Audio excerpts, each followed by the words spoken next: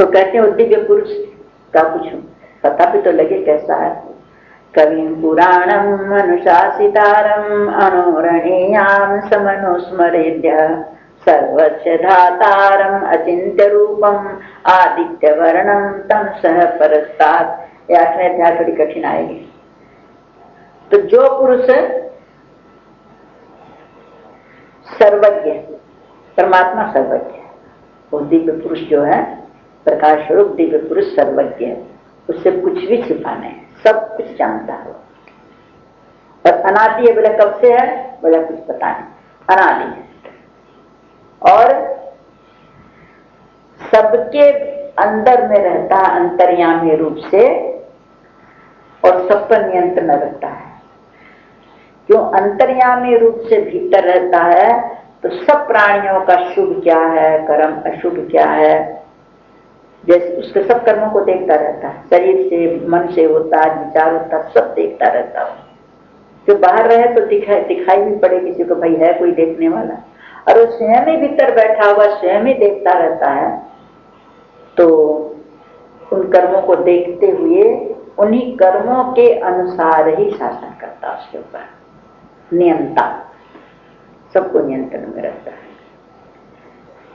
और इतना सूक्ष्म है, इतना सूक्ष्म है कि जो सूक्ष्म है उससे भी अति सूक्ष्म। बताते हैं कि बाल का जो कोना है, बाल का, उसका भी 100 हिस्सा कर ले तो भी उतना सूक्ष्म नहीं होगा जितना सूक्ष्म भगवान है। उसका उदाहरण, अभी आकाश क्या है, कुछ पकड़ सकता है, कोई दिख रहा है, इतना सूक्ष्म है, लेकिन सर्वत्र व्यापक है। इसी तरह से परमात्मा, परमात्मा में तो आकाश भी स्थूल है, क्यों? उसी में तो है।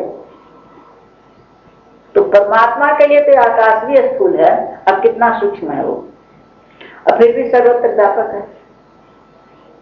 तो कहते हैं सूक्ष्म से भी अति सूक्ष्म है, और सबका नियंत्रण करता है, सब कुछ जानता है, और धारण भी सबको वही कर रखा है। वही अधिष्ठान है सबका। अधिष्ठान जैसे कोई वस्तु है तो आधार होगा तो भी टिकेगी कोई वस्तु, तो सबका अधिष्ठान वही है, उसका अधिष्ठान कोई नहीं। वो सबका आधार है, वो निराधार, उस बेचारे का कोई आधार ही नहीं, उसका आधार रखते हैं और कोई आधार नहीं। तो सबका धारण करता है, सबको पोषण करता है। भगवान ही सबका पोषण करता है। भगवान भीतर बैठ के अंतर्यामी रूप से सबका पोषण कर रहा है, और बाहर काल रूप से वही उम्र भी खत्म कर रहा है। बाहर काल रूप से, क्यों? बाहर काल है, समय तो व्यतीत होता जा रहा है, और समय के साथ साथ मनुष्य का सब कुछ खत्म होता जा रहा है। मनुष्य का है कौन? सारी प्रकृति क्षरण।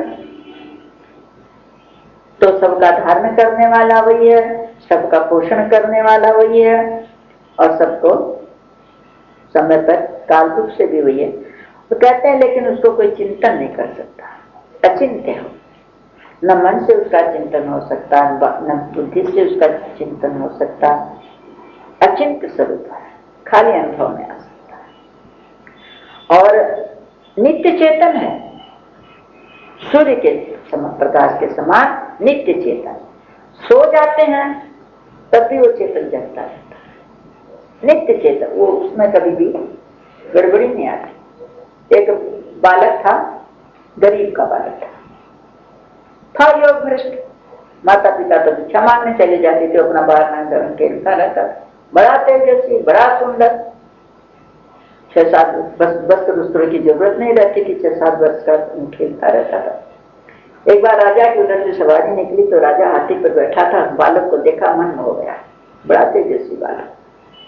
तो देखा उसने कि गरीब का बालक है और मेरे संतान नहीं है, मैं इसको ले जाऊं, पढ़ाऊं लिखाऊं तो इसको मैं मेरा उत्तराधिकारी बना सकता हूं। तो उससे कहा तुम साथ चलेगा मेरे? बोले हाँ। चल, मेरा बहुत बड़ा राज है, मैं तेरे को पढ़ाऊं लिखाऊंगा, बहुत लालच दिया। तो उसने कहा हाँ मैं चलूंगा, लेकिन मेरी शर्त है। बोला क्या? बोला मैं उसके साथ रहता हूँ जो खुद न खाए मेरे को खिलाए। ये है तो बड़ा कठिन, लेकिन देखो कोशिश करूंगा। और खुद न पहने मेरे को पहनाए। राजा अवाक रह गया। फिर बोला एक शर्त और है, खुद न सोए मेरे को सुलाए। राजा ने हाथ जोड़ दिया, बोला भैया, बोला फिर जाओ, मैं तो उसी के साथ रहता हूँ जो खुद नहीं खाता मेरे को खिलाता है, जो खुद नहीं पहनता मेरे को पहनाता है, और खुद नहीं सोता मैं सोता हूँ, मेरी रखवाली करता हूँ, मैं तो उसके साथ रहता हूँ। राजा को क्या समझ में आया, वो था पूर्व जन्म का योग भ्रष्ट। तो भगवान हमारे साथ वही करते हैं, खुद नहीं खाते हम, भोग लगाओ उनको, खुद तो उसके स्वीकार कर लेते हैं। मेरा क्या स्वीकार करते हैं, मेरा था तो मेरे को खिलाना, प्रेम से भर जाते और उसके अंदर अपना आनंद मुड़ेल देते। जैसे भौरा ब्रह्म फूलों से छूता नहीं, कुछ बिगाड़ता नहीं और उसका रस ग्रहण करता है, इसी तरह से भक्त जो भगवान को अर्पण करते हैं, न घटता है न कुछ नहीं होता, कुछ नहीं बिगड़ता, एक स्वाद बदल जाता है। क्यों? भाव बदल गया। तो भगवान ग्रहण करते हैं खाली। तो कहते हैं नित्य चेतन है और प्रकाश रूप है, सूर्य के जैसे।